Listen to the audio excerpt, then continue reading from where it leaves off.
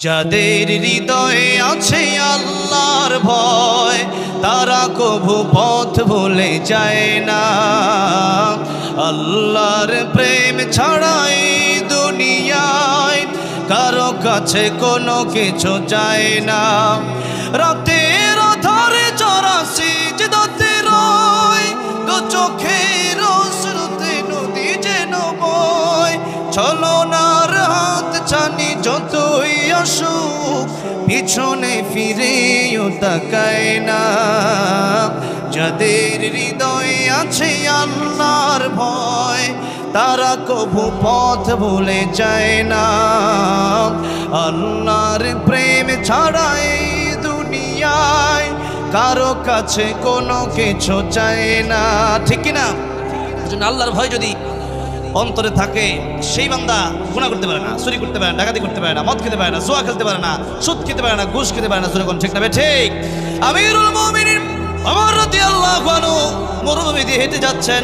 রাখালকে বললেন, ও রাখাল, ও অনেক পিপাসা লেগেছে আমার, একটু পানি কি আমার, একটা ছাগল থেকে একটু দুধ দহন করে কি আমার দেওয়া যায় না? রাখাল বলল, যুবক, আমি তো তোমারে চিনি না, কিন্তু ছাগলের দুধ আমি কেমনে দেব? মালিক তো আমি না, আমি তো কেবলমাত্র রাখাল।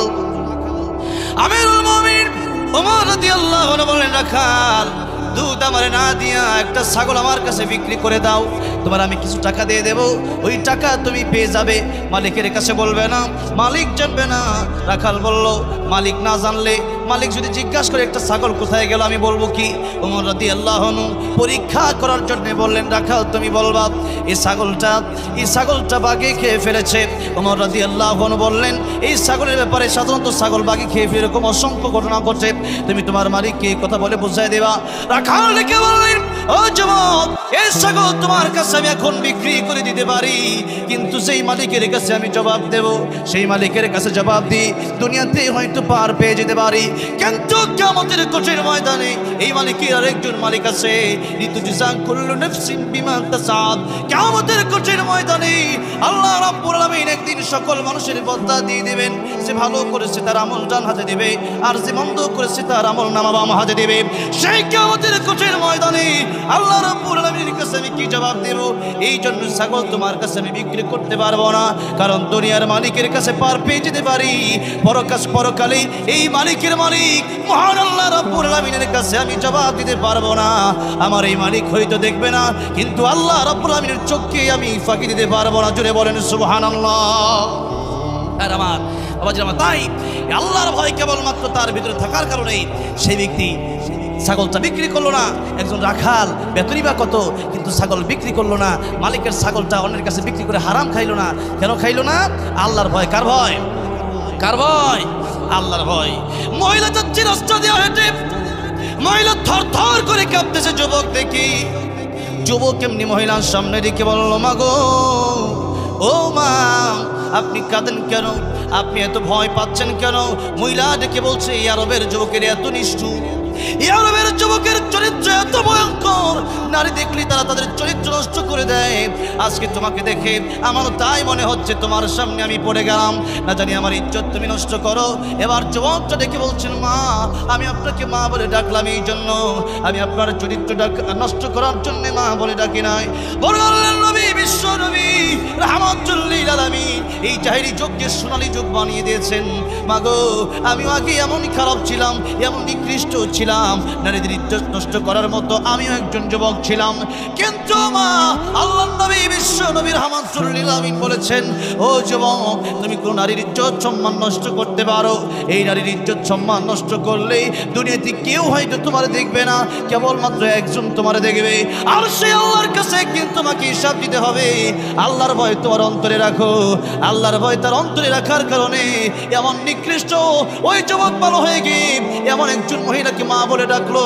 মহিলা বলল, যুবক রে, তুমি যখন আমার মা বলে ডেকেছো তখন আমি বুঝে ফেলেছি তোমার চরিত্র খুবই ভালো। এই চরিত্র নষ্ট চরিত্র সুন্দর চরিত্র হয়ে গেল একটাই কারণে, সেটা হলো যুবকের অন্তরে আল্লাহর ভয় ঢুকে গেছে। কার ভয়ে ঢুকে গেছে? জোরে বলেন, কার ভয়ে ঢুকে গেছে? কি ফিল? এমন কোন গুনাহ নাই যে এই গুনাহ জীবনে করে নাই। নবী হাদিস শরীফের ভিতরে কয়েকবার নবী হাদিস সাহাবায়ে কেরাম রাদিয়াল্লাহু আনহুম আজমাইনকে শুনিয়েছে। নবীজি বলেছেন, এই কিফিল এমন কোনো গুনাহ নাই যেই গুনাহ করে নাই। একদিন তার একজন চাচাতো বোন আসতো তার কাছে, ও কিফিল একটু কয়টা টাকা মানে তুমি দাও, এই টাকা পয়সা নিয়ে আমি তোমার কাছ থেকে ঋণ চাই। কিফিল এমন লোক ছিল সুদ লেনা দেনা করতো, সুদ দিত সেই কিফিল। এবার কিফিল বলল, ও মহিলা, ও আমার বোন, আমি তোমাকে টাকা দেব যদি তুমি আমার সুদ দাও। মহিলা বলল, সুদ আমি কেমনে খাবো? ফাদানু বিহারবিন মিনাল্লাহি ওয়া রাসূলিহি। সুদ দেওয়া নামে এত বড় ভয়ঙ্কর গুনাহ, আল্লাহ রাসূলের সাথে আল্লাহ রাসূলের সাথে যুদ্ধ করার পরিণাম। এই জন্য আমি সুদ দিতে পারবো না, সুদ দিতেও পারবো না। ও কিফিল, আমার তুমি কিছু টাকা পয়সা ধার দাও। এমন সময় কিফিল বলল, টাকা পয়সা ধার তোমার আমি দিতে পারবো, তবে একটা শর্ত আছে, তুমি আমার সাথেই অমুক তারিখে জিনায় লিপ্ত হয়ে যাবা। নারী রাজি হয়ে গেল জিনার জন্য। একদিন যখন সময় হয়ে গেল, কিফিলের সাথে যখন জিনার জন্য ঢুকে গেল, কিফিল দেখতেছে মহিলা থরথর করে কাঁপতেছে, চোখের পানি ছেড়ে দিয়ে কাঁদতেছে। কিফিল দেখি বলল, ও বোন, ও মহিলা, তুমি কেন কান্দো? তুমি তো আমার কাছে স্বেচ্ছায় রাজি হয়েছে, টাকা পয়সাও তো তুমি নিয়েছো। মহিলা ডেকে বলল, বিপদে পড়ে টাকা নিয়েছি, তোমার কাছে এসেছি। আমি জিনার জন্য তো আমার ইচ্ছা ছিল না, আমি কোনোদিন মানুষের সাথে জিনা করি নাই, আজকে তোমার সাথে আমি জিনা করব। আল্লাহর কাছে কঠিন কিয়ামতের ময়দানে কি জবাব দেব? আমার অন্তরে আল্লাহর ভয় ঢুকে গেছে। এমনি কিফিল দাঁড়ায় গেছে, দেখি বলল, বোন রে, আমি তোর সাথে এসেছিলাম জিনা করার জন্য, কিন্তু তুমি জীবনে কোনোদিন জিনা করো নাই। আমি সারা জীবন মদ পান করে যে জিনা করেছি, সুদ খেয়েছি, ঘুষ খেয়েছি, এত গুনাহের ভিতরে থেকেও আমার অন্তরে আল্লাহর ভয় ঢুকলো না।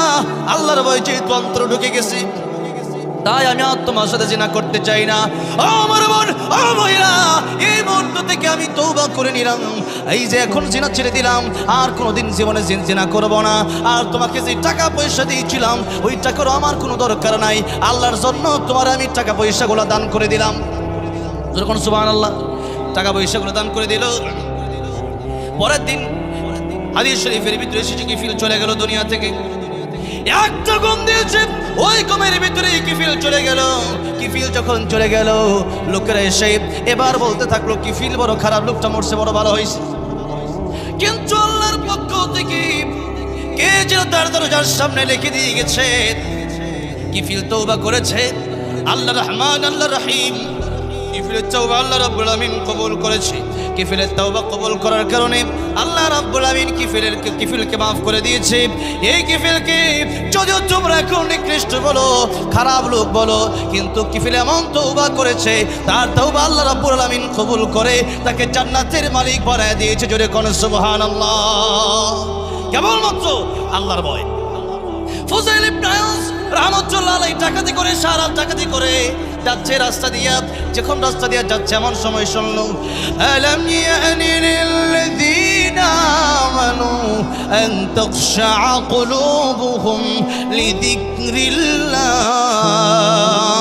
এখনো আর কতদিন পর্যন্ত ডাকাতি করবা, চুরি করবা, মদ খাবা, আল্লাহর নাফরমানি করবা? আল্লাহর ভয় কি এখনো তোমার অন্তরে ঢুকে নাই? এখনো কি তোমার আল্লাহর ভয় অন্তরে ঢুকে নাই? কবর কি যেতে হবে না? মূর্তি কি হবে না? আল্লাহর দরবারে কি হিসাব দিতে হবে না? কোরআন শরীফের আল্লাহর ভয়ের কেবলমাত্র একটা আয়াত শুনে এবার ফুজাইল ইবনে আয়াজ কারি সাহেবের দরজার সামনে গিয়া ডাকতে শুরু করলেন। কারি সাহেব দরজা খোলেন। কারি সাহেব দরজা খুলে দেখলেন ফুজাইল ইবনে আয়াজ রাহমাতুল্লাহ আলাইহি। ফুজাইল ইবনে আয়াজ তখন তো আল্লাহর ওলি ছিল না, ডাকাতের সর্দার ছিল। ডেকে বলল, আপনি কেন এসেছেন? ফুজাইল ইবনে আয়াজ বলল, আয়াতটা তুমি আরেকবার শোনাও। আরেকবার শোনানো হলো। তাকায় দেখা গেল ফুজাইল ইবনে আয়াজ চোখের পানি ছেড়ে কাঁদতেছে। ডেকে বলা হলো, আপনি কেন কাঁদেন? আপনি না ডাকাতের লিডার, ডাকাতের সর্দার? ফুজাইল ইবনে আয়াজ রাহমাতুল্লাহ আলাইহি বলল, কাঁদি এই জন্য, কারণ হলো এতদিন পর্যন্ত আমি ডাকাতি করেছি, আল্লাহর নাফরমানি করেছি, মানুষকে কষ্ট দিয়েছি, মানুষের হক নষ্ট করেছি, কিন্তু আজকে কোরআন শরীফের একটা আয়াত শুনে আল্লাহর ভয় আমার অন্তরে ঢুকে গেছে। আমি আর ডাকাতি করতে চাই না, মানুষকে কষ্ট দিতে চাই না। কিয়ামতের ময়দানে আল্লাহর দরবারে আমি কি হিসাব দেব?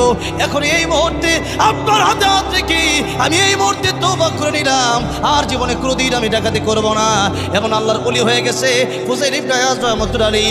আল্লাহ রাব্বুল আমিন তার এই ভীতি দেখে তারে বিশ্ববিখ্যাত আল্লাহর ওলি বানায়া দিছে। আমার কথা অনেক সংক্ষিপ্ত, একটা জিনিস বোঝানোর জন্য এতক্ষণ কথা বললাম, সেই বিষয়টা হলো আল্লাহর ভয়। কার ভয়? কার ভয়? আল্লাহর ভয়। আল্লাহ বললেন তোমরা রোজা রাখবা কেবলমাত্র আমি আল্লাহ তোমাদেরকে রোজা দিলাম এই জন্য লাআল্লাকুম তাত্তাকুন, যাতে করে আমি আমার ভয় তোমাদের অন্তরে থাকে। রোজার মাধ্যমেই মানুষ তাকওয়াবান হয়। তাকওয়া যার অন্তরে থাকে সে ব্যক্তি গুনাহ করতে পারে না। সে ব্যক্তি সুদ খাইতে চাইলে মনে করবে যে দুনিয়ার কোনো মানুষ আমার দেখে না, আমার দেখে। একজন জোরে বলেন তিনি কে? ঘুষ খাইতে গেলে দেখবে যে দুনিয়ার কেউ হয়তো আমার দেখে না, তোরা দিতে পারি কিন্তু আমার দেখে। একজন জোরে বলেন তিনি কে? মানুষ কালো আর দলা দিয়া, লম্বার খাটো দিয়া, কালো এরপরে দুনিয়ার গরিব দিয়া আল্লাহর কাছে দামি হওয়া যায় না। বেলাল রাদিয়াল্লাহু আনহু কালো না দলা? জোরে কালো না দলা? কালো, কিন্তু বেলাল রাদিয়াল্লাহু আনহুর দাম কম না বেশি? জোরে কোন কম না বেশি? কালো কিন্তু তার অন্তরটা বড় ভালো। জোরে কোন ঠিক না ঠিক? কালো কিন্তু তার অন্তরটা বড় ভালো। যার কারণে আল্লাহর নবী বিশ্ব নবী রাহমাতুল লিল আলামিন জান্নাতের ভিতরে যখন গেলেন, জান্নাতের ভিতরে তাকায়, জান্নাতের ভিতরে নবীজি কার হাঁটার পায়ের আওয়াজ যেন শুনতে পারতেছেন। নবী বললেন জিবরাইল আমি আসলাম জান্নাতে, আমার আসার আগে কে যেন কার হাঁটার আওয়াজ শোনা যায়। জিবরাইল বললেন ইয়া রাসূলুল্লাহ, ইয়া হাবিবাল্লাহ, হযরত বেলাল রাদিয়াল্লাহু আনহু দুনিয়াতে হাঁটেন আর তার হাঁটার আওয়াজ এসে আল্লাহর তরি জান্নাতে পৌঁছে যায়। বেলালের দাম এত বেশি। লুকমান হাকিম, যার নামে আল্লাহ রাব্বুল আলামিন কোরআন শরীফে একটা সূরা নাযিল করছে, লুকমান হাকিম কালো না দলা? কালো। ধনী না গরিব? গরিব। আমার ভাইরা, আমার এত কালো কিন্তু আল্লাহ রাব্বুল আলামিন লুকমান হাকিম, লুকমান আলাইহিস সালামের নামে কোরআন শরীফে 21 নম্বর পারা 10 নম্বর পৃষ্ঠায় একটা সূরা নাযিল করেছেন। আর এই সূরাতে আল্লাহ রাব্বুল আলামিন তার কথাকে কপি পেস্ট করেছেন। তার মানে ওই যে কথাগুলো ওনার সন্তানকে বলেছে, ওই কথাগুলো আল্লাহ রাব্বুল আলামিন কোরআন শরীফে কোট করে দিয়েছেন। আল্লাহ রাব্বুল আলামিন কারো কাছ থেকে কথা নেওয়ার প্রয়োজন আছে নাকি? কারো কাছ থেকে কথা নেওয়ার প্রয়োজন নাই। এরপরেও লুকমান হাকিমকে আল্লাহ এত পছন্দ হলো, লুকমান হাকিমের আমল আল্লাহর কাছে এত ভালো লাগলো, লুকমান হাকিমের কথা আল্লাহর কাছে এত ভালো লাগলো, যেই কথার কারণে আল্লাহ রাব্বুল আলামিন সূরা লুকমান আল্লাহ রাব্বুল আলামিন নাযিল করলেন। লুকমান আলাইহিস সালামের নামে আল্লাহ বলতেছেন ওয়া ইয ক্বালা লুকমানু লিবনিহি وهو يعظه يا بني لا تشرك بالله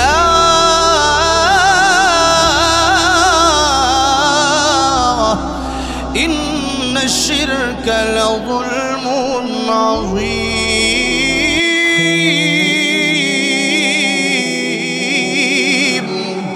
লুকমান হাকিমের নামে আল্লাহ বলছেন, লুকমানের কথা আল্লাহ ডেকে বলছেন, লুকমান আমার লুকমান বলছে তার সন্তানকে, ও সন্তান তুমি শিরিক করবা না, কারণ এই দুনিয়াতে যত গুনাহ আছে সবচাইতে বড় গুনার নাম হলো শিরিক করা, মাজার পূজা করা, মূর্তির সামনে মাথা নত করা। কারণ এই যে সুন্দর কপাল, এই চেহারাটা কেবলমাত্র আল্লাহ রাব্বুল আলামিন নিজের কুদরতি হাত দিয়ে বানাইছে। ধরে কোন আল্লাহু আকবার। এই দুনিয়ায় আকাশ আল্লাহ বলেছে কোন ফায়াকুন হয়ে গেছে, আর এই মানুষের সুন্দর চেহারাটা আল্লাহর কুদরতি হাত দিয়ে আল্লাহ বানাইছে এই কদম, আল্লাহর কুদরতি কদমে সিজদা দেওয়ার জন্য। তাই আমরা যখন নামাজে সূরা ফাতিহা পড়ি, সূরা ফাতিহার ভিতরে আল্লাহ শিখিয়ে দিয়েছেন ইয়াকা না'বুদু ওয়া ইয়াকা নাস্তাঈন।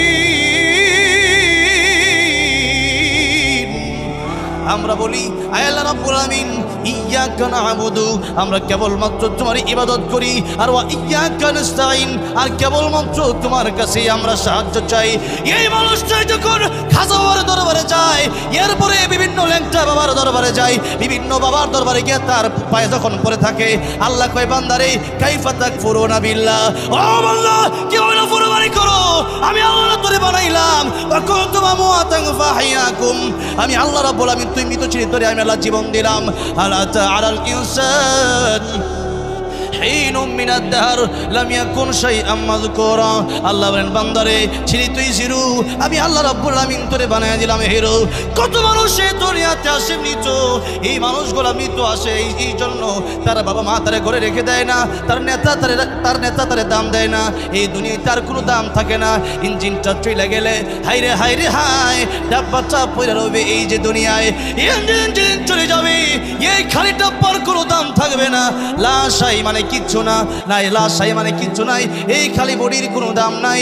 এই জন্য আল্লাহ রাব্বুল আলামিন বলেছেন ইয়াউমা লা ইয়ানফাউ মালু ওয়ালা বানুন ইল্লা মান আতাল্লাহ বিকলবিন সালিম। আল্লাহ বললেন, ও দুনিয়ার মানুষেরা, তোমাদের টাকা পয়সা ধন সম্পদ সন্তানাদি এগুলো দিয়ে কোনো লাভ নাই, অন্তরটারে ভালো করো। এই দুনিয়ায় সুন্দর চেহারাওয়ালা বহু লোক আছে, তারাও জাহান্নামে যাবে। এই জন্য আবু লাহাব মানে লাহাবের পিতা আবু লাহাব, লাহাবুন মানে অগ্নিশিখা, তাকে আবু লাহাব কি জন্য বলা হতো? তার চেহারা এত সুন্দর ছিল, তার চেহারা ছিল বড় লাল, এই জন্য তারা বলা হতো লালের বাপ। আবুন মানে বাপ, আর লাহাবুন মানে অগ্নিশিখা, আগুনের মাথা লাল হয়। এই জন্য আবু লাহাবের ব্যাপারে তাফসীরের কিতাবে মুফাসসিরিনে কেরাম করে লিখেছেন, লাল মানে অনেক সুন্দরী ছিল, অনেক সুন্দর ছিল। এই জন্য আবু লাহাব যদিও সুন্দর ছিল, কিন্তু আবু লাহাব যখন আল্লাহর নবী বিশ্ব নবী রাহমাতুল লিল আলামিন যখন বলল, ইয়া আইয়ুহান নাস কুলু লা ইলাহা ইল্লাল্লাহ তুফলিহুন, দুনিয়ার মানুষেরা বলো লা ইলাহা ইল্লাল্লাহ, কামিয়াবি হয়ে যাবা। তখন আবু লাহাব বলল, তাব্বাল্লাকা লিহাদা জামাতানা ইয়া মুহাম্মদ, তুমি কি আমাদের কি ইজ্জত রেখেছো? ও মুহাম্মদ ভাতিজা, তুমি ধ্বংস হয়ে যাও। আল্লাহ রাব্বুল আলামিন বলেন, তাব্বাত ইয়াদা আবি লাহাবি ওয়া তাব্বা মা আগনা আনহু মালুহু ওয়া মা কাসাব। আল্লাহ বলেন, ধ্বংস তো আমার নবী হবে না, ধ্বংস হয়ে যাবে আবু লাহাব, তার স্ত্রী উম্মে জামিল, আর তার সন্তানাদি উতবা উতাইবা, আর তার সম্পদ এগুলাই ধ্বংস হয়ে যাবে, আমার নবী ধ্বংস হবে না। আবু লাহাবের চেহারা বড় সুন্দর ছিল, কিন্তু আবু লাহাব গেল জাহান্নামে। আর বেলালের চেহারা বড় কালো, কিন্তু তার ভিতরে তাকওয়া থাকার কারণে, আল্লাহর ভয় থাকার কারণে, কোরআন তার ভিতরে থাকার কারণে তার দাম আল্লাহর কাছে বড় বেশি। লোকমান হাকিম কালো, রাখাল বড় গরিব, এরপর লোকমান হাকিমের দাম বড় বেশি। কালো কিন্তু তার অন্তর ছিল বড় ভালো, কিন্তু আমাদের চেহারা বড় সুন্দর, কিন্তু আমাদের ভিতরটা অনেক কালো। যেরকম ঠিক না বেটি? কিন্তু আসলে চেহারা ভালো করা দরকার না, অন্তরটা ভালো করা দরকার। যেরকম অন্তরটা ভালো করে দরকার। এই জন্য অন্তর যদি ভালো করতে পারেন, আল্লাহর ভয় যদি অন্তরের ভিতরে ঢুকে দিতে পারেন, এই দুনিয়াতেও লাভবান, পরকালেও লাভবান হয়ে যাবেন। আর এই দুনিয়াতে সুন্দর চেহারা দিলেই যে কোনো লাভ নাই। নবী বলতেছেন, আত্তাকওয়া হাহুনা, আত্তাকওয়া হাহুনা, আত্তাকওয়া হাহুনা, তিনবার নবী এই কথা বলে বুঝালেন। ও আমার সাহাবীরা, আমার উম্মতেরা, এই তাকওয়া চেহারা দিয়ে দেখানো যায় না, এই তাকওয়া উপর দিয়া বড় ফিটফাট হয়ে থাকলে দেখানো যায় না। তাকওয়া হলো অন্তরের ব্যাপার। অন্তর যদি কারো নষ্ট হয়ে যায়, চেহারা বড় সুন্দর হলেও জাহান্নামে জ্বলতে হবে। আর অন্তর যদি সুন্দর হয়ে যায়, তাহলে সেই ব্যক্তি জান্নাতে যাবে। তাই আল্লাহ রাব্বুল আলামিন সূরা হুজুরাতে স্পষ্ট করে বলে দিলেন, আমার কাছে সেই ব্যক্তির দাম বেশি। ধনী দিয়া গরিব দিয়া আমার কাছে দামি হওয়া যায় না, লম্বা দিয়া খাটো দিয়া আমি আল্লাহর কাছে দামি হওয়া যায় না, মোটা দিয়া চিকুন দিয়া আমি আল্লাহর কাছে দামি হওয়া যায় না। কার বংশ বেশি ভালো আর কার বংশ কত নিম্নমানের, এই দিয়ে আমি আল্লাহর কাছে দামি হওয়া যায় না। আমি আল্লাহর কাছে যদি দামি হতে হয়, আল্লাহ বলতেছেন, ইন্না আকরামাকুম ইনদাল্লাহি আতকাকুম। আমি আল্লাহর কাছে যদি দামি হতে চাও, অন্তর ভালো বানাও। যার অন্তর ভালো হয়ে যাবে, আমি আল্লাহ রাব্বুল আলামিন তারে ভালোবাসবো। আর আমি আল্লাহ যারে ভালোবাসবো, ওই ব্যক্তিকে আমি আল্লাহ বিনা হিসেবে জান্নাত দিয়ে দেব। হ্যাঁ আমার বাবা, এই জন্য রমজান, এই রমজানের ব্যাপারে আল্লাহ রমজান দিলাম এই জন্য, রমজানের জন্য মানুষ মুত্তাকি হতে পারে, লাআল্লাকুম তাত্তাকুন, তাকওয়াবান হতে পারে। এই একটা মাত্র শিক্ষা যদি বাড়ি দিতে পারেন, তাহলে আর কিচ্ছু দরকার নাই। জীবনে গুনাহমুক্ত জীবন যদি কায়েম করতে পারেন, বাস্তবায়ন করতে পারেন, আর কোনো ওয়াজের দরকার নাই। এই জন্য আল্লাহর ভয় যেখানেই যাবেন মনে করতে হবে, সাগরের তলে গেলেও সাগরের উপরে যে আল্লাহ দেখে, সাগরের নিচেও সে আল্লাহ, ঘরের বাইরে যে আল্লাহ দেখে, ঘরের ভিতরে সে আল্লাহ দেখে, পাহাড়ের উপরে যে আল্লাহ দেখে, পাহাড়ের তলেও সে আল্লাহ দেখে। এই জন্য এই চিন্তা যদি কারো অন্তরে থাকে, ওই ব্যক্তি গুনাহ করতে পারে না। কারণ সে ব্যক্তি চিন্তা করবে যে এই দুনিয়ায় হয়তো আমি বেঁচে যেতে পারি, কিন্তু আল্লাহ বলেছেন, লিতুজজা কুল্লু নাফসিন বিমা তাসআ, কিয়ামতের ময়দানে মানুষকে আমি আল্লাহ বদলা দিয়ে দেব। ইন্নাল আবরার লাফি নাঈম ওয়া ইন্নাল ফুজ্জার লাফি জাহিম। কিয়ামতের ময়দানে নবী বলেছেন, আর দুনিয়া মাজরাতুল আখিরা, এই দুনিয়া তোমাদের কর্মক্ষেত, এটা হলো কাজের জায়গা। এখানে যদি ঠিকমতো কাজ করো, তাহলে পরকালে ফল পাবা, আর কাজ না করলে জাহান্নামে যাবা। এই জন্য এই দুনিয়াতে নবী বলছেন, এটা তোমাদের কাজের জায়গা, এটা ভোগ বিলাসের জায়গা না। এখানে কাজ করতে হবে। নামাজের সময় নামাজ পড়ো, রোজার সময় রোজা রাখো, হজের সময় হজ করো, যাকাতের সময় যাকাত দাও, জিকিরের সময় জিকির করো, গীবত বন্ধ করো, মিথ্যা কথা বন্ধ করো, আল্লাহর প্রেমে পাগল হও। আল্লাহুল মাওলা ফালাহুল কুল, আল্লাহর প্রেমে পাগল হও, দুনিয়া আপনার পিছে করবে। আল্লাহু আকবার। ভাই আমার, বাবাজিরা আমার, সেই রমজানের প্রস্তুতি নেওয়ার জন্য রাসূল কারীম সাল্লাল্লাহু আলাইহি ওয়াসাল্লাম রমজানের প্রস্তুতি নেওয়ার জন্য রজবের যখন চাঁদ উঠে যেত, তখন নবীজি পড়তেন কোন দোয়া? সবাই বলেন, আল্লাহুম্মা বারিক লানা ফি রজব ওয়া শাবান ওয়া বাল্লিগনা রমাদান। আল্লাহ রাব্বুল আলামিন রজবে আর শাবানে আপনি আমাদেরকে বরকত দিয়া দেন, এত বরকত দান করেন যাতে করে রমজানে বেশি কাজ না করা লাগে। এই রজবে আর শাবানে যেন দুনিয়ার কাজ বেশি বেশি, দুনিয়া আর আখিরাতের কাজ তো করতেই হবে, যাতে করে ইনকামটা ভালো হয়। দুনিয়ার ইনকামের ব্যাপারও আছে, টাকা পয়সা না থাকে, রমজানেও কাজ করতে হবে, ঠিক না? খাইতে তো হবে। এখন এই একটা নিজাম তো দুনিয়ার আছে, এই জন্য নবীজি বলেছেন রজবে আর শাবানে আয় আল্লাহ আপনি আমাদের কি বরকত দান করেন, আর ওই যে রমজান পর্যন্ত আপনি আমাদের হায়াত বাড়ায় দেন। নবীজি তাহলে বোঝা গেল রজব থেকেই প্রস্তুতি নিতেন। এবার শাবান মাস যেহেতু আজকে শুরু হয়েছে, শাবানের কিছু আলোচনা দরকার আছে না নাই? আছে না নাই?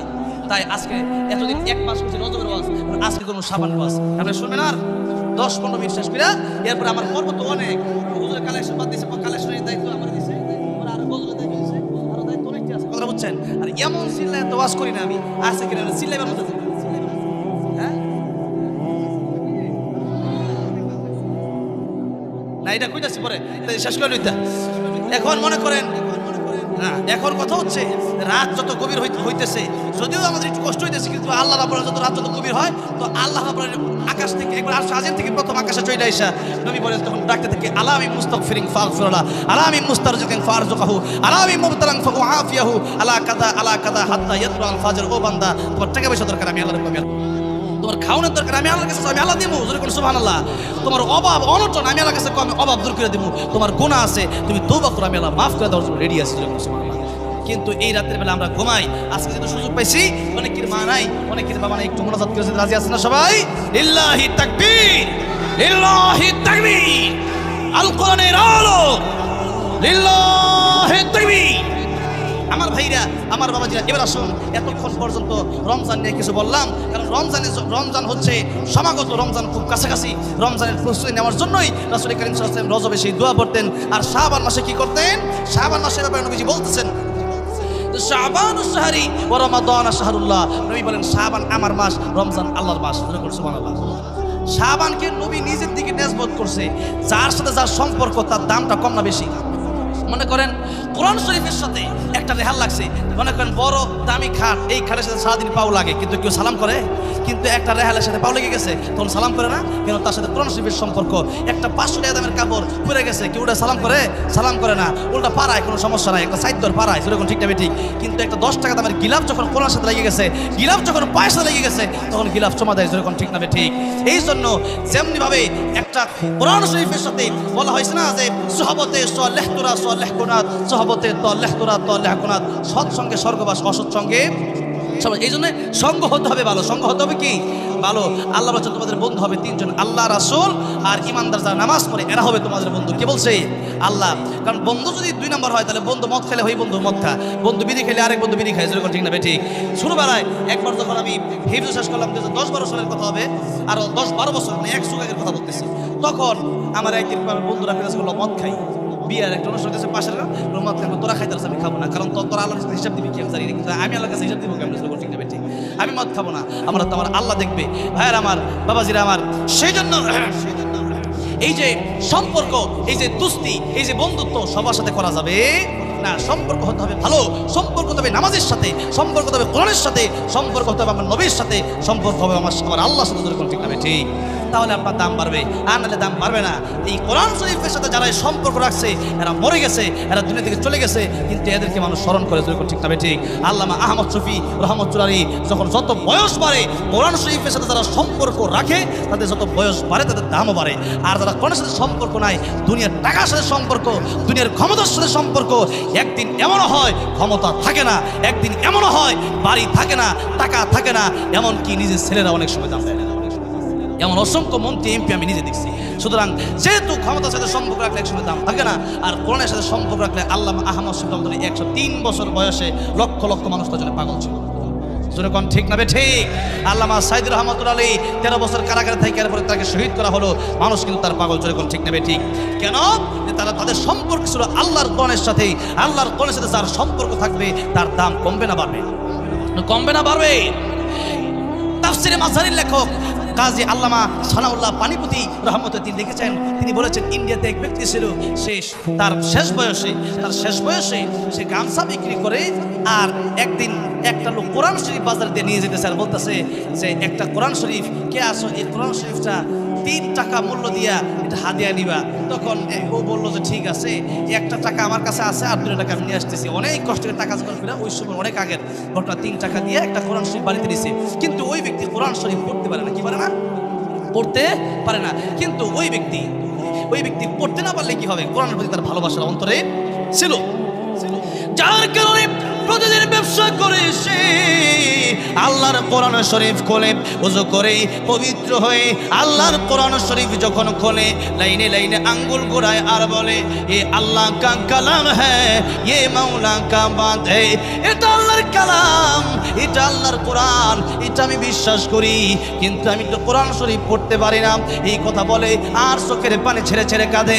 কারণ ইন্ডিয়া এমন একটা দেশ, যেই দেশে এমন এলাকাও আমি দেখে আসছি যেখানে মাহফিল করতে তার সামনে দেখি মূর্তি, এর সামনে দেখি মূর্তি কেন অবস্থা লেখা না হিন্দুরা মিল্লা মুসলমানদের আছে কমিটিতে, আমাদের কমিটির হিন্দু আছে, আমি কোন কি আছে এমনি হিন্দুরা সবাই তো খারাপ না, এমনি মুসলমান কিন্তু আমাদের সাথে ইয়া ভালো অবস্থান হলো। যার কারণে আমি মাঝে মধ্যে বলি ভারতের সাথে আমাদের কোনো দুশ্মনী নেই, কিন্তু কথা হচ্ছে যে নরেন্দ্র মোদী সহ আর কিছু যদি আছে ইসলামের সাথে এবং দেশকে নিয়ে যারা আমার কোরআন নিয়ে সিনেমা খেলতে চায় তাদের সাথে আমাদের কোনো সম্পর্ক নাই। এরা আমাদের জাতীয় দুশ্মন, যেরকম ঠিক না ঠিক। ইন্ডিয়ার মাটির সাথে আমাদের দুশ্মনী থাকবে কেন? ইন্ডিয়াতে অনেক মুসলমান আছে, ইন্ডিয়াতে অনেক হিন্দু আছে, কিন্তু কথা হচ্ছে যে তোমরা যদি ঠিক থাকো, যেরকম অনেক দেশ আছে, নেপাল আছে, ভুটান আছে, আর বিভিন্ন দেশ আছে, তা তোমাদের শত্রুতামি করে না, আমাদের কোনো ঝামেলা নাই। কিন্তু তোমরা ইন্ডিয়ার পাশাপাশি দেশ হইয়া আমাদের ঝামেলা করবা, আমরাও কিন্তু ছেড়ে দেওয়ার মানুষ না। আমাদের হয়তো কামান তরবারি রকেট কম থাকতে আমাদের ইমানের বলটা কিন্তু অনেক বেশি। সুতরাং এই জন্য আমার সাথে লাগতে আসতে কোনো লাভ নাই। এই ভারত একটা দেশ, এই দেশে আমাদের সত্যের লাভ কি, আমার বন্ধুত্ব থাকলে ভালো, কিন্তু এরা এসে পেঁচ লাগায় ফেলে দিবেন, তোর ফেস দিবেন, তোর ফেস তোর পস্তাছে আঙ্গুর কি, তারা কলকাতার লোক তোদের কষ্ট হইতেছে আঙ্গুর কি, যেরকম ঠিক না ঠিক। আঙ্গুর বাংলাদেশ আল্লাহ রহমত কম দেয় না, আঙ্গুর দেশ হয়ে আঙ্গুর ঠিক মতো চাষ করলে আঙ্গুর খাওয়ানোর অভাব হইতো না, ঠিক না ঠিক। সুতরাং এরা আমাদের সাথে সম্পর্ক নষ্ট করতে চায়, এদের এত কষ্ট আমাদের নাই। আর তোদের সম্পর্ক নষ্ট কি করতে পারে? আমাদের সম্পর্ক তো আল্লাহর সাথে। এই পৃথিবীতে আমি হিম্মত করে এই কথাটা বলতে পারি, আমার মনে হয় না বাংলাদেশের মতো ইসলাম প্রিয় কোনো দেশে আছে। ওই দুবাই কাতার আমি গেছি, গিয়ে দেখছি এরকম মানে মিডল ইস্টে কি হবে এখন, এমন দুবাইয়ের এমন কিছু জায়গাও আছে যেটা আমেরিকার চেয়ে খারাপ হয়ে গেছে, কথাটা বোঝেন নাই?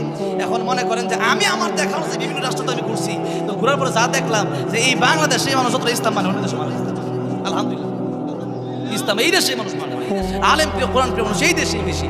আমার ভাইরা, আমার বাবাজিরা, সুতরাং আমরা আল্লাহর কোরআনকে ভালোবাসি, আমরা আল্লাহকে ভালোবাসি, রাসূলকে ভালোবাসি। যদিও অনেক সময় নামাজ সুইটটা যায়, যদিও অনেক সময় দেখা যায় পুরোপুরি করতে পারি না, কিন্তু হৃদয়ে কিন্তু আল্লাহ নবীর ভালোবাসা ধরে ঠিকটা আসা নাই আছে। এই জন্য আমার সাথে লাগতে আসে কোনো লাভ নাই, আমাদের ভিতরে কিন্তু আল্লাহ রাসূলের ভালোবাসা আছে।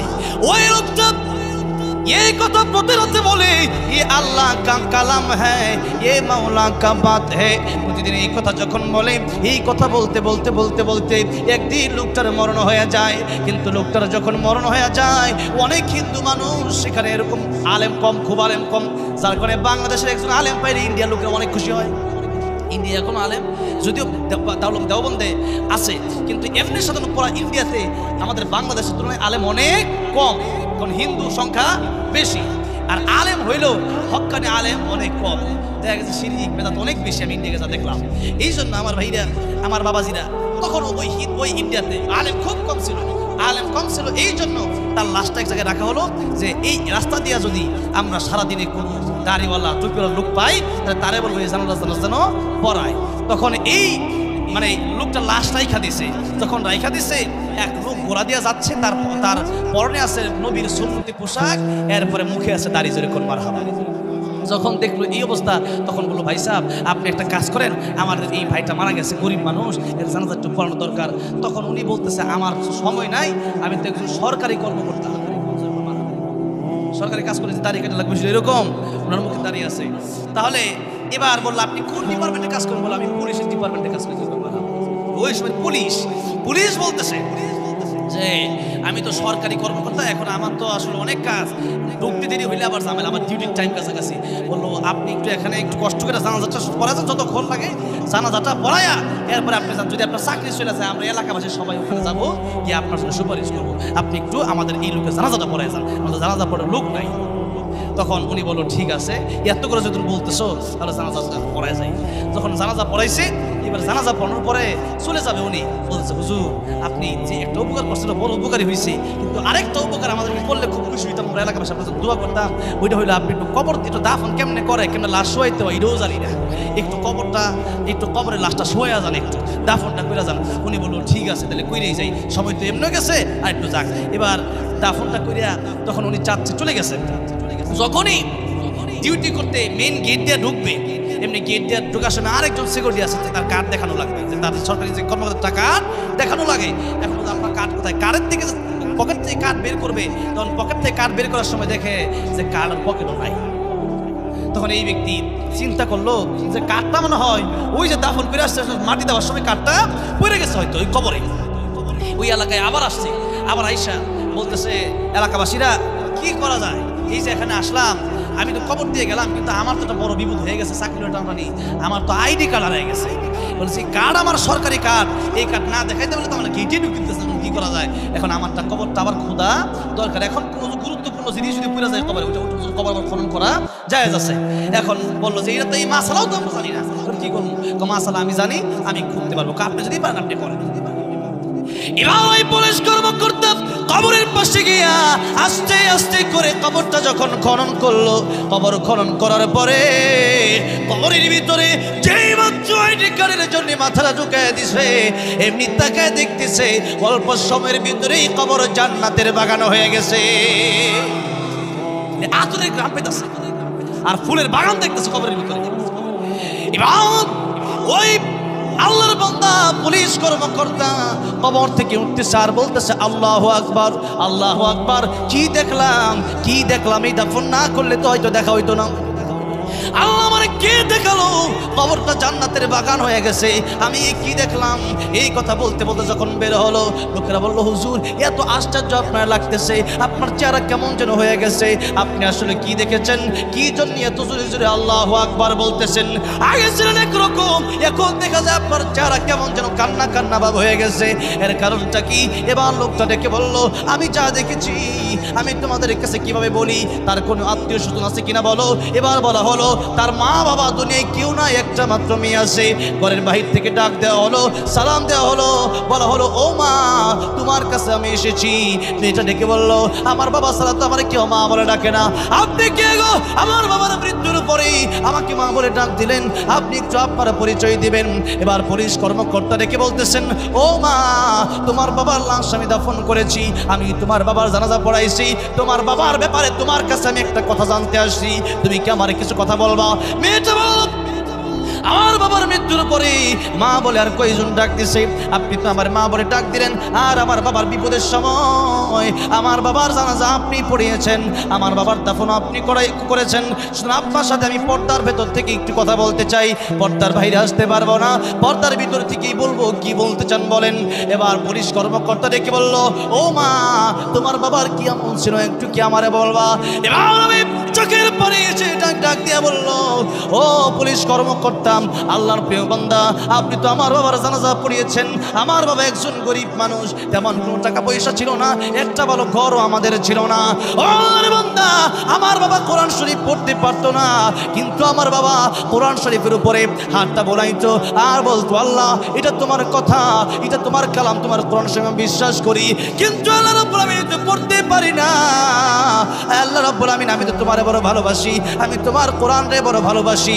এই যে আমার বাবা চোখের পানি ছেড়ে ছেড়ে কথা বলতেন, যাই বলতে বলেছে এমনি ডেকে বললো ও মা তোমার বাবার এই ইবাদতটা আমার আল্লাহর কাছে বড় পছন্দ হয়েছে, এই জন্য তোমার বাবার কবরটা আমি যখন খনন করলাম আমার আইডি কার্ড নেওয়ার জন্য, তখন দেখলাম তোমার বাবার কবর জান্নাতের বাগান হয়ে গেছে। হ্যাঁ আমার বাবাজির আমার কেবলমাত্র কোরআন শরীফকে পড়তে পারে না, কেবলমাত্র বলছে আল্লাহ আমি তো পড়তে পারতেছি না, কিন্তু আমি তো তোমার ভালোবাসি, আমি তো কোরআন শরীফকে ভালোবাসি, আল্লাহ তোমার কালাম, আল্লাহ রাব্বুল আমিন আমি তো তোমার খুব ভালোবাসি। এই যে কথাটা বলতো এটাই আল্লাহর কাছে বড় ভালো লাগছে। এই জন্য ছোটো ছোটো আমল কেউ ছাড়া যাবে না, ছোটো ছোটো গুনাহ করা যাবে। কে জানে কোন গুনার কারণে জাহান্নামে যেতে হয়, আর কে জানে কোন নেক আমলের কারণে আল্লাহ কোন হুসনা দেখে জান্নাত দিয়ে দেয়।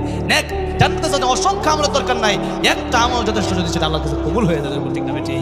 এই জন্য কোরআন শরীফের সাথে সম্পর্ক আমাদের রাখতে হবে। রাখতে রাজি আছে না নাই আমার ভাইরা, আমার বাবাজিরা? কোরআন শরীফের যার সম্পর্ক তার দামি আল্লাহ বাড়ায় দেয়। ঠিক তেমনিভাবে এই কথাটা এতক্ষণ বললাম এই জন্য যে সম্পর্ক আমার রাখতে হবে ভালো মানুষের সাথে, নামাজের সাথে, নবীর সাথে, কোরআনের সাথে, ইসলামের সাথে, ঈমানের সাথে আমাদের সম্পর্ক রাখা লাগবে, অন্যথায় জীবন ধ্বংস হয়ে যাবে। এই জন্য বলে সৎসঙ্গে স্বর্গবাস, সৎসঙ্গে সর্বনাশ। এই জন্য ভাইয়ার আমার, বাবাজিরা আমার, তাই বলছিলাম নবী বলতেছেন শাবান ও শাহরি, শাবানটা হইল আমার মাস, তার মানে শাবানের সাথে নবীর সম্পর্ক আছে না নাই? নবীজি আব্দুল কাদের জিলানী রাহমাতুল্লাহি বললেন, নবী এই কথা কেন বললেন, এই হাদিস কেন বললেন? শাবান ও শাহরি ও রমাদান শাহরুল্লাহর কারণ হচ্ছে যে 11 মাস মাখলুকের ভিতরে সবচেয়ে দাম, যেমন আমার নবীর মাসের ভিতরেও রমজান বাদে 11টা মাসের ভিতরে সবচেয়ে বেশি দাম হলো, উনি বলছেন যে যেহেতু নবী বলছেন আমার দিকে ইঙ্গিত করে, তাহলে এই শাবান মাসের দাম। আর আল্লাহর মাস যেহেতু রমজান, 12 মাসের ভিতরে আল্লাহর যেমন কোনো মাখলুকের যেমন আল্লাহর সাথে তুলনা হয় না, তেমনিভাবে রমজান মাসের অন্য 11 মাসের সাথে রমজান মাসের কোনো তুলনা হয় না। এই জন্য রমজান মাস হলো আল্লাহর মাস, নবী বললেন। সুতরাং শাবান মাসে নবী কি করতেন একটু আমরা জানি। শাবান মাসে আম্মা জান আয়েশা সিদ্দিকা রাদিয়াল্লাহু আনহা বলছেন নবীজি বেশি বেশি রোজা রাখতেন। নবীজি কি রাখতেন? রোজা রাখতেন। এই রোজা কেন রাখতেন? এবার একটু আসুন আমরা সামনের দিকে যাই। আলোচনা করছিলাম সূরা আসর থেকে তাফসীর করব, কিন্তু আলোচনা যে করবো তাড়াতাড়ি শেষ করতে চাইতেছেন, আজকে আলোচনা পারে বুঝছেন। এই জন্য রাত 1টা বেজে গেছে, আর অল্প সময়, এরপরে বিদায় নেব, দোয়া হবে, মোনাজাত হবে, গজল হবে, আরেকটা পর্ব আমার বাকি আছে আর কি। যে কথাটা আপনারা চাইছিলেন ওই আগের হুজুরের কাছে, আমি কইছি হুজুর থাক কষ্ট না, আমি করবো না।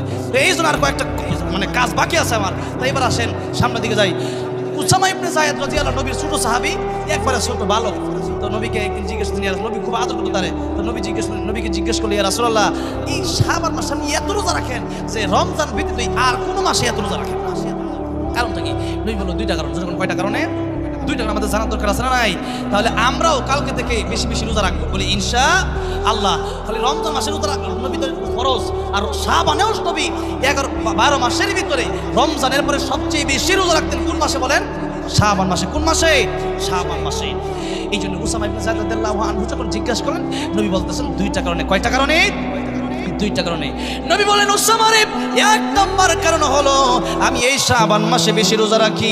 এর কারণ হলো এই শাবান মাসে আল্লাহ রাব্বুল আমিন মানুষের হিসাব নেন এই শাবান মাসে।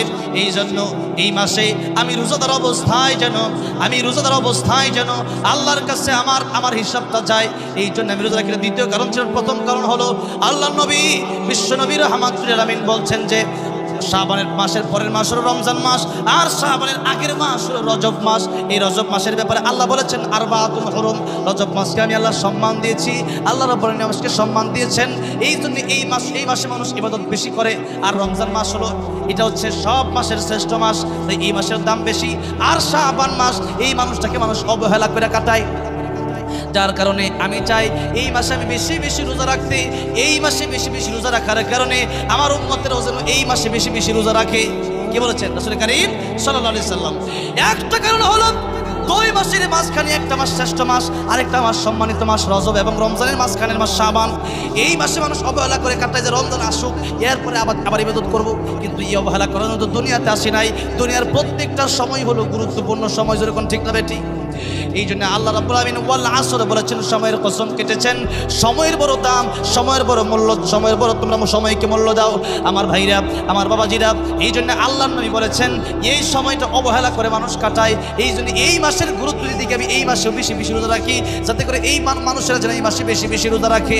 আর দ্বিতীয় কারণ হলো বাৎসরিক যে হিসাব, মানুষের ভালো কাজের হিসাব আর মন্দ কাজের রিপোর্ট, এগুলা বাৎসরিক যে হিসাবটা আল্লাহর কাছে পৌঁছানো হয়, এটা এই শাবান মাসে পৌঁছানো হয়। কোন মাসে পৌঁছানো হয়? শাবান মাসে। নবীজি বলতেছেন শাবান মাসে আল্লাহর কাছে হিসাব পৌঁছানো হয়। আরেক হাদিসে আছে নবী সপ্তাহে 2 রোজা রাখতেন, সোমবারে আর বৃহস্পতিবারে। এটা হলো সাপ্তাহিক রিপোর্ট দেওয়া হইতো। আর এই যে শাবান মাসে মানুষের এই রিপোর্ট আল্লাহর কাছে দেওয়া হয়, এই রিপোর্টটা দেওয়া হয় বাৎসরিক রিপোর্ট। পুরো বছরে সে কি করছে, গত শাবান থেকে নিয়ে এই শাবান পর্যন্ত কি করছে, এই রিপোর্টটা আল্লাহ রাব্বুল আলামিনের কাছে দেওয়া হয়। নবী বলেন এই মাসে যেন তোমরা ভালো থাকো, কারণ ভালো অবস্থার জন্য আল্লাহর কাছে রিপোর্ট যায়। আমি মালিকের চাকরি করি, এখন একদিন আমি খুব অবহেলা করে কাটাইতেছি, বইয়ের রয়েছি, আড্ডা দিচ্ছি, মালিক এসে দেখলে রাগ করবে না? রাগ করবে। আরেকদিন আমি কাজ খুব ভালো করে করতেছি, মালিক এসে দেখলো, মালিক বলবে তোমার বেতন বাড়ায় দিলাম, তোর ঠিক না বেঠিক? কেন? তুমি ভালো করে কাজ করতেছো। ঠিক তেমনি ভাবে এই বছরে কৃপ পর্যন্ত শাবান মাসে পৌঁছানো হয়, আমি নবী চাই এই মাসে যেন আমল বেশি বেশি মানুষ করে। তাহলে এই মাসে বেশি বেশি নামাজ, দান, সদকা, এরপরে রোজা রাখার দরকার আছে না নাই? আম্মা আয়েশা সিদ্দিকা রাদিয়াল্লাহু আনহা বলেন, নবীজি এই মাসের বেশিরভাগ দিনই রোজা রাখতেন। আবার মানে আয়েশা রাদিয়াল্লাহু আনহা বলছেন, নবীজি এই মাসে রোজা রাখতেন, মানে অল্প কয়েকদিন বাদে বেশিরভাগ দিনই রোজা রাখতেন। এই মাসে এত বেশি রোজা রাখতেন যে অন্য 11 মাসের ভিতরে রমজান বাদে এত রোজা আর কোনোদিন কোনো মাসে রাসূলুল্লাহ সাল্লাল্লাহু আলাইহি সাল্লাম রাখেন নাই। আরেকটা হাদিস আছে যে আফদালুস সিয়াম বা'দা রমাদান শাহরুল্লাহ, যে রমজানের পরে সবচেয়ে উত্তম রোজা হলো মুহররম মাসে।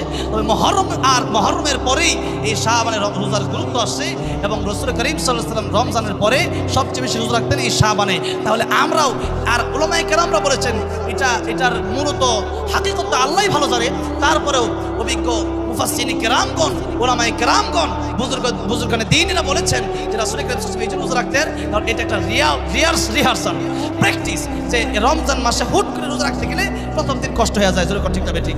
এই জন্য শাবানে মনে করেন একদিন পরে পরে অথবা 3 দিন পরে পরে একটা, আমরা তো মনে করেন উম্মত, আমরা গুনাহগার, আমাদের তো নবীর মতো শক্তি নাই, নবীর উম্মত যেহেতু আমরা তো অনেক গুনাহ করি, আল্লাহ তো তওবার সুযোগ দিচ্ছে। তবে কথা হচ্ছে নবী তো বেশি রাখছে, আমরা যখন ফ্রি মানে ফাঁকা টাইম পাইলাম, মনে করেন কমপক্ষে সপ্তাহে একটা করে, মাসে 4টা, অথবা সোমবার শুক্রবার করে সপ্তাহে 2টা, অথবা আইএমএ 20 রোজা যেটা রাসূল রাখতেন 13, 14, 15 মাসে 13, 14, 15 তারিখ, এই রোজাগুলো আমরা রাখতে পারি। এই রোজাগুলো রাখলে উলামায়ে কেরাম বলেছেন একটা লাভ আছে, যেমন মানুষকে জাদু করা হয়, সিহর করা হয়, যেমন কয়েকদিন আগে আমারে করা হয়েছিল জাদু, কথাটা বুঝছেন? তা আমারে জাদু করা হয়েছে, সেই কারণেই এখন মনে করেন যে জাদু থেকে অবস্থা 2 মাস তো খুব খারাপই ছিল, এরপরে এখন আবার ওয়াজ করতেছি। এখন কথা হয়েছে যে মানুষ জানেও না, ঘরে ঘরে জাদুতে মানুষ আক্রান্ত। এটা আল্লাহ রাসূল সাল্লাল্লাহু আলাইহি ওয়াসাল্লামকে জাদু করা হয়েছিল।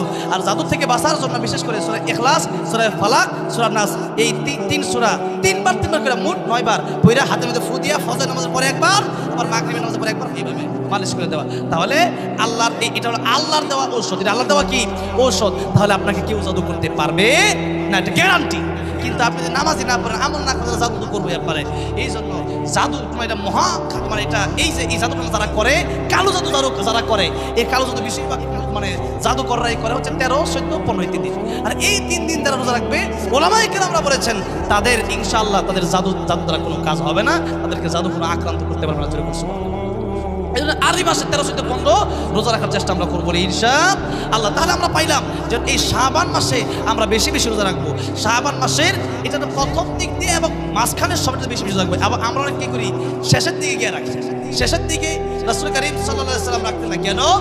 যে একেবারে শেষের দিন বা শেষের 1, 2 দিন 3 দিন রাখলে একবারে টানা রমজান হয়ে যাবে, এবং শাবান রমজানের মতোই হয়ে যাবে, সাদৃশ্য যেন না হয়। এই জন্য রমজানের থেকে যে একটু আলাদা হয়, এই জন্য শাবান মাসে রাসূল করিম সাল্লাল্লাহু আলাইহি ওয়াসাল্লাম লাস্টে কয়েকদিন বাদ দিতেন। রোজা রাখার সিস্টেম হলো প্রথমে বেশি, আবার মাঝখানেও বেশি, লাস্টে একটু খালি রাখা, যাতে করে আবার রমজান থেকে নতুন করে শুরু করা যায়। আমার ভাইরা, আমার বাবাজি, তাহলে আমরা প্রথমেই পাইলাম শাবান মাস নবীর মাস, তাই এই মাসে আমল বেশি বেশি করা। দ্বিতীয় নম্বরে আমরা পাইলাম যে এই মাসে নবী বেশি বেশি রোজা রাখতেন, তাহলে আমরাও বেশি বেশি কি করব, রোজা রাখবো। 3 নম্বর কাজ হলো এই মাসে আমরা তওবা করব। জোরে বলেন, আমরা 3 নম্বরে কি করব, তওবা করব। তওবা মানে হচ্ছে এই জীবনে আপনাকে কিছু কাজ করতে হবে। যেমন প্রথমে আপনাকে অপরাধ স্বীকার করতে হবে।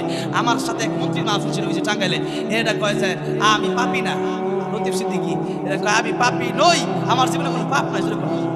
নবী যদি তওবা করে 100 বার,